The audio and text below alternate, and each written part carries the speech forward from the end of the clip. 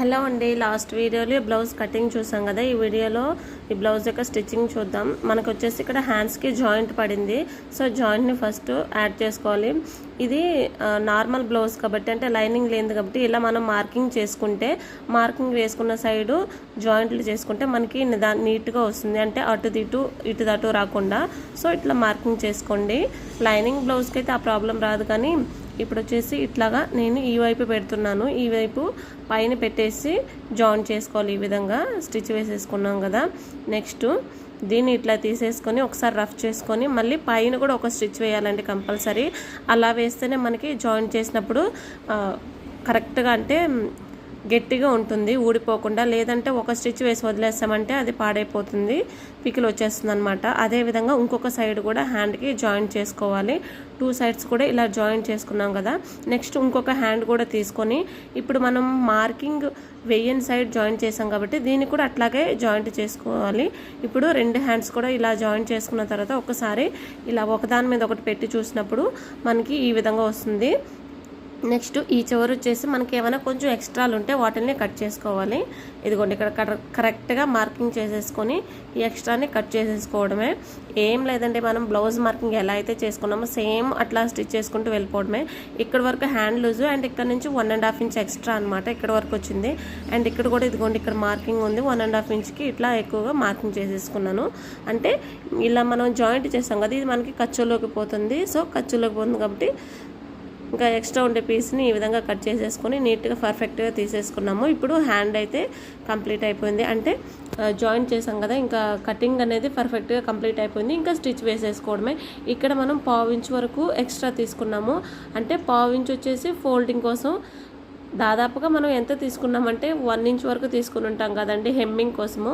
ఇక్కడ ఒక 1/4 ఇంచు అంటే ఒక 1/4 ఇంచ్ వరకు ఇట్లా ఫోల్డ్ చేసి స్టిచ్ వేసుకోవాలి. ఇదిగోండి ఈ విధంగా రెండింటి కూడా ఇట్లా స్టిచ్ వేసేసుకున్న తర్వాత నెక్స్ట్ హ్యాండ్స్ తీసి పక్కన పెట్టేద్దాం. నెక్స్ట్ వచ్చేసి షేప్ బెల్ట్ని స్టిచ్ చేసుకుందాం. హ్యాండ్స్ అయిపోయింది, కంప్లీట్ అయిపోయింది, పక్కన పెట్టేసాము.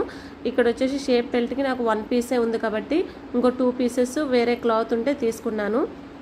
అవి వచ్చేసి పైన పెడుతున్నాను.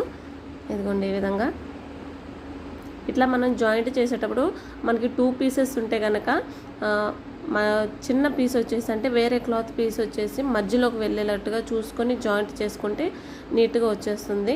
నా దగ్గర అయితే ఒకటే పీస్ ఉంది కాబట్టి ఇంకా 2 పీసెస్ వచ్చి వేరేది తీసుకున్నాను. మధ్యలోకి వెళ్ళే పీసు కొంచెం చిన్నగా ఉన్నా ఏం పర్వాలేదన్నమాట. ఈ విధంగా పైన పెట్టి స్టిచ్ వేసేసుకోవడమే.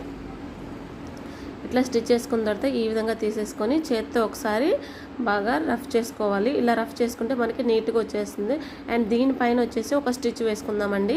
ఇట్లా స్టిచ్ వేసుకుంటే ఏంటంటే షేప్ పట్టి స్టిఫ్గా ఉంటుంది. సో ఈ స్టిచ్ అనేది కంపల్సరీ వేయాలి. 2 షేప్ పట్టీలు కూడా వేసేసుకోవాలి. ఇట్లా ఎదురెదురుగా వచ్చేలాగా. అంటే ఇప్పుడు మనకి ఫ్రంట్ సైడ్కి చిన్న టక్స్ ఇచ్చాం కదా, ఆ టక్స్తో ఎండ్ అవుతుంది ఒకటి, ఇంకొకటి వచ్చేసి ఆ టక్స్ దగ్గర నుంచి స్టార్ట్ అవుతుంది. ఇట్లా ఎదురెదురుగా వచ్చేలా చూసుకొని ఈ విధంగా పైన స్టిచ్ వేసేసుకోవడమే.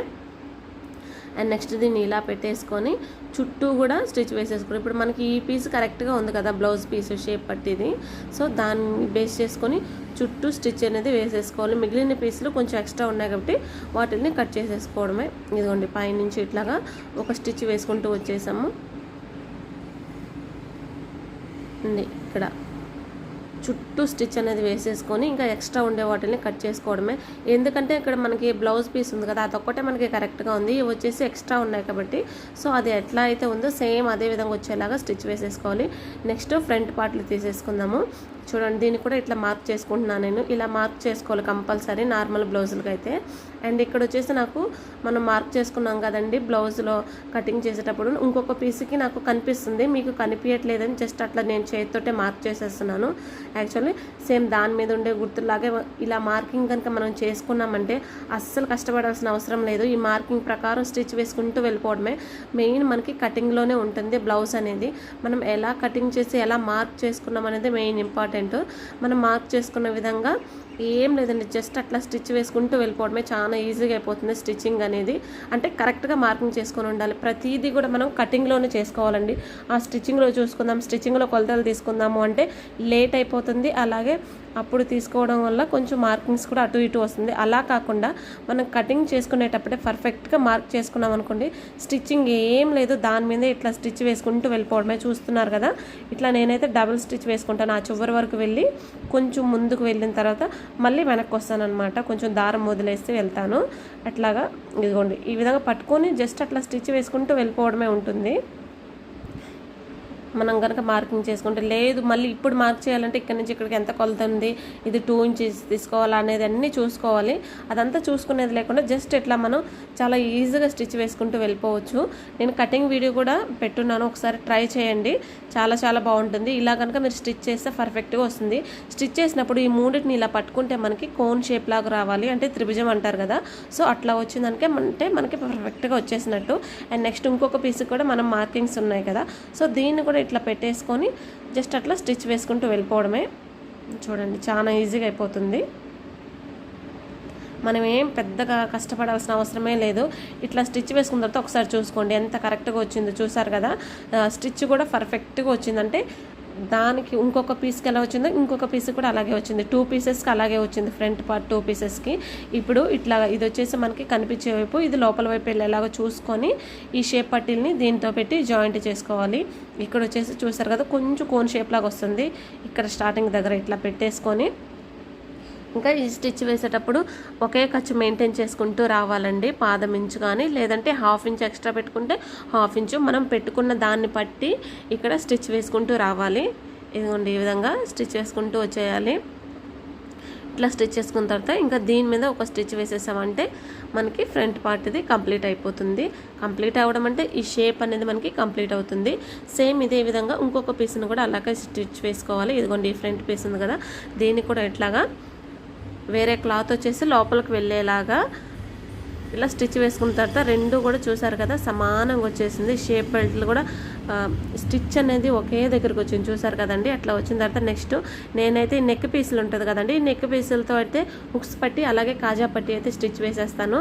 ఫస్ట్ ఉక్స్ పట్టి కోసం ఇట్లా ఫోల్డింగ్ చేసుకొని ఈ విధంగా పెట్టేసుకొని పైన ఒక పాదం ఖర్చు ఉంచేసుకొని ఇట్లా స్టిచ్ వేసుకుంటూ వచ్చేయాలి. నెక్స్ట్ ఇట్లా తిప్పేసుకొని పైన ఇంకొక స్టిచ్ వేసుకోవాలి.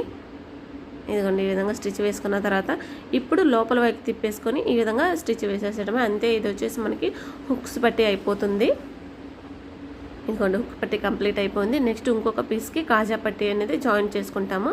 ఇది వచ్చేసి లోపల వైపుల నుంచి నేనైతే ఇట్లాగే స్టిచ్ చేస్తాను. అంటే కాజా పట్టికి ఒక సైడ్ ఇట్లా స్టిచ్ వేసుకుంటూ వస్తాను. ఏం ఫోల్డింగ్ కానీ ఏమి చేయను, జస్ట్ అట్లాగే ఎలా అయితే ఉందో సేమ్ అలాగే ఒకటే విధంగా పెట్టేసుకొని నెక్స్ట్ ఇక్కడ ఫోల్డ్ చేసి ఒక ఫోల్డింగ్ అండ్ ఇంకొక ఫోల్డింగ్ డబల్ ఫోల్డింగ్ చేస్తాను అనమాట. ఇట్లా 2 సార్లుగా మడత వేసుకొని ఇప్పుడు మనం స్టిచ్ వేసాం కదా, ఆ స్టిచ్ మీదకి వచ్చేలాగా దానిని పెట్టేసుకొని ఈ విధంగా స్టిచ్ అయితే వేసుకుంటూ వచ్చేయాలి. చూస్తున్నారు కదా ఇట్లాగా. అండ్ నెక్స్ట్ మళ్ళీ ఇంకొక స్టిచ్ కూడా వేయాలి కాజా పట్టీకి. మనకి ఇది అందరికీ తెలిసిందే, తెలియదని కాదు, బట్ ఎవరైనా కొత్త వాళ్ళు చూస్తుంటే వాళ్ళకి యూజ్ అవుతుంది కదా అని చెప్పి ప్రతిదీ కూడా నేను పాయింట్ టు పాయింట్ చెప్తున్నాను. సో ఈ విధంగా అయిపోయిన తర్వాత రెండింటిని కూడా ఒకదానితో ఒకటి పెట్టుకొని చూడండి ఎంత పర్ఫెక్ట్గా వచ్చిందో. చూసారు కదా స్టిచ్లు కూడా ఎంత కరెక్ట్గా వచ్చిందో. ఇప్పుడు ఫ్రంట్ పార్ట్ కంప్లీట్ అయిపోయింది, పక్కన పెట్టేసుకొని నెక్స్ట్ బ్యాక్ పార్ట్ తీసుకుంటున్నాము. బ్యాక్ పీస్ కోసం ఇక్కడ మనం హెమ్మింగ్ కోసం ఒక పట్టీని అయితే పక్కన పెట్టుకున్నాం కదా కటింగ్లో, దాన్ని తీసుకొని హెమ్మింగ్ కోసం జాయింట్ చేసుకోవాలి. ఫస్ట్ అయితే జాయింట్ చేసుకొని దీనికి ఒకవైపు ఇలా స్టిచ్ వేసుకుంటూ రావాలి. పాదం నుంచి అంటే మనం ఎంత అయితే ఖర్చు పెట్టుకున్నామో అంతే ఖర్చు పెట్టుకొని స్టిచ్ వేసుకుంటూ రావాలి. ఒకవైపు వచ్చేసి మనకి కూర వచ్చింది కాబట్టి అది వచ్చేసి మనం ఏం ఫోల్డ్ చేయాల్సిన అవసరం లేదు, అంచు అంటారు కదా, సో ఆ అంచు వచ్చింది. ఇట్లా ఒకసారి తిప్పేసుకొని పైన ఒక స్టిచ్ వేసుకుంటూ వచ్చేయాలి. ఇలా స్టిచ్ వేసేసిన తర్వాత నెక్స్ట్ ఈ విధంగా పెట్టుకోవాలండి. కావాలనుకుంటే మీరు దీని మీద లూజ్ స్టిచ్ వేసుకోవచ్చు, నేనైతే స్టిచ్ వేయట్లేదు. అండ్ బ్యాక్ పీస్కి ఇక్కడ మనకి టక్స్ వస్తాయి, అది నాకు కొంచెం కనిపిస్తుంది, సో కనిపించడం కోసం చిన్న మార్కింగ్ అనేది అట్లా పెట్టాను. అండ్ ఇక్కడ మనం టక్స్ కోసం మార్కింగ్ చేసి పెట్టుకున్నాం కదా, ఆ టక్స్ని ఈ విధంగా క్రాస్గా వచ్చేయాలి. స్టిచ్ అనేది మనకి చివరికి వచ్చేయాలండి క్రాస్గా, అప్పుడు మనకి నీట్గా వస్తుంది. అలాగే ఇదిగోండి ఇదనమాట, కనిపిస్తుంది కదా, నాకైతే లైట్గా కనిపిస్తుంది, మీకు కనిపించట్లేదని చెప్పి చిన్న డాట్ అయితే అట్లా పెట్టాను. ఇదిగోండి ఈ మిషన్ చివరి వరకు వస్తుంది స్టిచ్. కొంచెం అంటే ఎంత పెట్టుకోవాలనుకున్నప్పుడు ఈ మిషన్ చివరి వరకు వచ్చేలాగా పెట్టుకోవచ్చు. ఐరన్ ఉంది కదా అక్కడ వరకు క్రాస్గా ఈ విధంగా వచ్చేస్తుంది చూడండి. ఇప్పుడు తిప్పి చూస్తే ఎంత స్ట్రైట్గా ఉందో చూసారు కదా. స్టిచ్ అనేది అట్లా ఉండాలి మనకి, వంకర్ టింకర్లు వెళ్ళకూడదు. అండ్ నెక్స్ట్ షోల్డర్స్ని ఇట్లా ఒకదాని మీద ఒకటి పెట్టుకోవాలి. అండ్ ఇది లైనింగ్ బ్లౌజ్ కాదు కదా, నార్మల్ బ్లౌజ్ కాబట్టి కొంచెం భుజాలు జారుతాయి అని చెప్పి నెక్ వైపు కొంచెం ఇటువైపుకి క్రాస్గా వేసుకోవాలండి స్టిచ్ అనేది. షోల్డర్ దగ్గర కరెక్ట్గానే ఉండాలి. ఇటువైపు చూసారు కదా కొంచెం క్రాస్గా వెళ్తుంది. అలా వేసుకుంటే ఇట్లాంటి బ్లౌజులకి నెక్ అనేది జారకుండా ఉంటుంది, భుజాలు అనేది. నెక్స్ట్ నెక్ పీసులని తీసుకొని ఒకదానికొకటి క్రాస్ పీసులు వస్తాయి మనకి. వీటిని ఇలా ఎల్ షేప్ లాగా పెట్టుకొని జాయింట్ చేసుకోవాలండి. అప్పుడే మనకి క్రాస్ పీసులు నీట్గా వస్తుంది. యాక్చువల్గా ఈ క్రాస్గానే వస్తుంది కాబట్టి ఒకదానికొకటి రివర్స్లో పెట్టుకొని ఇలా జాయింట్ చేసేసుకోవాలి. ఇది వచ్చేసి మనకి నెక్ పీసులు కదా. సో ఈ విధంగా ఉంటుంది.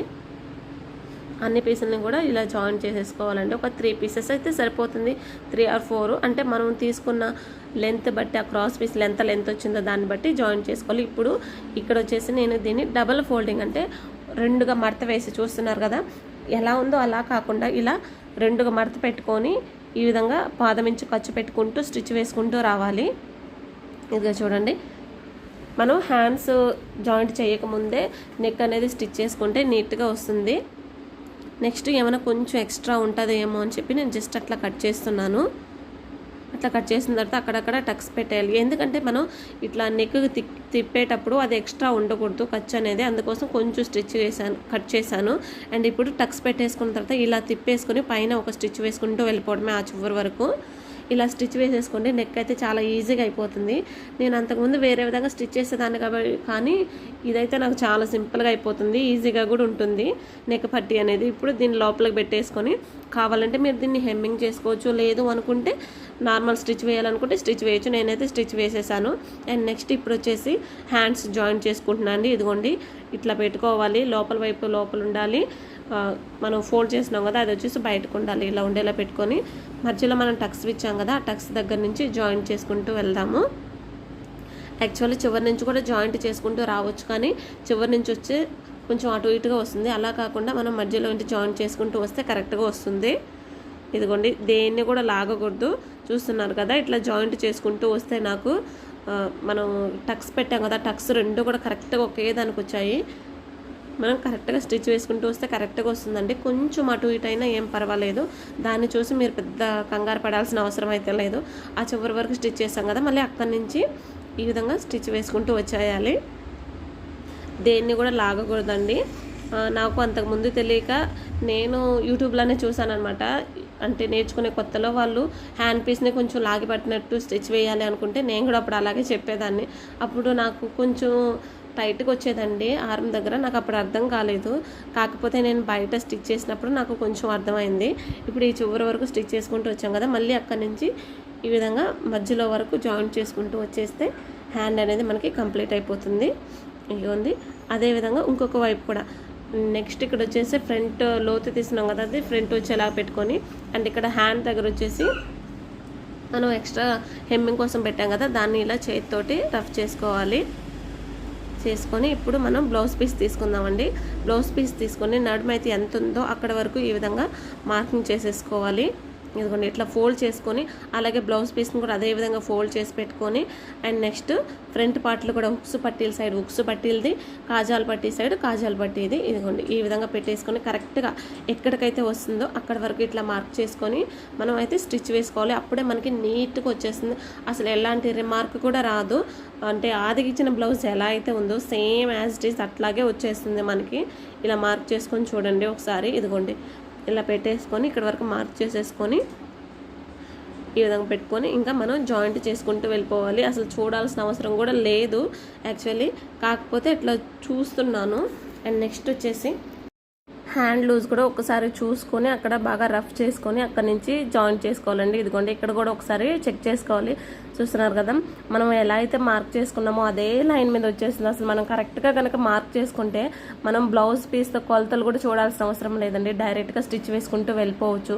చూసారు కదా, నేను మీకు కనిపిస్తుంది కదా మార్కింగ్స్, అదే మార్కింగ్స్ మీద స్టిచ్లు వచ్చాయి చూడండి, అంత నీట్గా వచ్చేస్తుంది. ఒకసారి నేను చెప్పిన విధంగా కట్ చేసుకొని చూడండి. ఇదిగోండి సేమ్ యాజ్ ఇట్ ఈజ్ అదే మార్కింగ్ మీద వచ్చేసింది. అండ్ మనం మార్కింగ్ చేసుకున్నాం కదా, ఫ్రంట్ టు బ్యాక్ కూడా 2 మార్కింగ్స్ ఒకే దగ్గరకు వచ్చేలాగా పెట్టుకొని స్టిచ్ వేసుకుంటూ రావాలి. మనం ఖర్చుకి ఎంత అయితే ఇచ్చామో సేమ్ యాజ్ ఇట్ ఈజ్ అంతే మిగులుతుంది. అండ్ పక్కనే కూడా ఇంకొక స్టిచ్ వేసుకుంటూ వచ్చేయాలి. ఈ విధంగా ఖచ్చితంగా ఇట్లా స్టిచ్ చేసుకుంటూ రావాలండి. ఒక పాదమించు దూరంలో పెట్టుకొని స్ట్రైట్గా వచ్చేస్తుంది మనకి. ఈ విధంగా స్ట్రైట్గా స్టిచ్ వేసుకుంటూ రావాలి. 2 సైడ్స్ కూడా ఇదే విధంగా స్టిచ్ వేసేసేయాలి. అంతే మనకి బ్లౌజ్ అనేది పర్ఫెక్ట్గా కంప్లీట్ అయిపోతుంది. ఒక్కసారి మనం కొలతలు ఎలా వచ్చాయో చూద్దాం. ఇదిగోండి ఆది బ్లౌజ్ తీసుకొని చూసారు కదా ఎంత పర్ఫెక్ట్గా వచ్చిందో. ఈ విధంగా వచ్చేస్తుంది మనకి. మనం ఎక్కడ కూడా మళ్ళీ ఇది ఎక్కువైంది ఇది తక్కువ అయిందని మళ్ళీ జాయింట్ చేసుకోవాల్సిన అవసరం కూడా రాలేదు. చూసారు కదా ఎంత కరెక్ట్గా అయితే వచ్చేసిందో. అండ్ నెక్స్ట్ వచ్చేసి ఇక్కడ కూడా మనం చూసుకోవాలండి చెస్ట్ లూజ్. ఇప్పుడు నడుము లూజ్ చూసాము, మరి చెస్ట్ లూజ్ కూడా చూడాలి కదా కరెక్ట్ కొలత వచ్చిందో లేదో అనేది. ఒకసారి బ్లౌజ్ని ఇలా పెట్టేసుకొని ఈ విధంగా. అండ్ నెక్స్ట్ మనం ఆదికి తీసుకున్న బ్లౌజ్ చూడండి, ఇదిగోండి ఇది ఆది తీసుకున్న బ్లౌజ్. ఇక్కడ వరకు కాజాలు ఇక్కడ స్టార్టింగ్ నుండి ఇక్కడ ఇది ఉంది కదా ఆర్మ్ లూజ్, ఇక్కడ వరకు ఇట్లాగా రెండింటిని లాగి పట్టుకోవాలి. అప్పుడు ఆ రెండు కరెక్ట్గా వచ్చిందంటే చెస్ట్ కూడా మనకి కరెక్ట్గా వచ్చేసినట్టే. అండ్ నెక్స్ట్ ఇక్కడ వచ్చేసి ఇది నార్మల్ బ్లౌజ్, ఇది లైనింగ్ బ్లౌజ్ కాబట్టి కొంచెం ఎక్కువగానే వస్తుంది, కొంచెం తగ్గించుకోండి.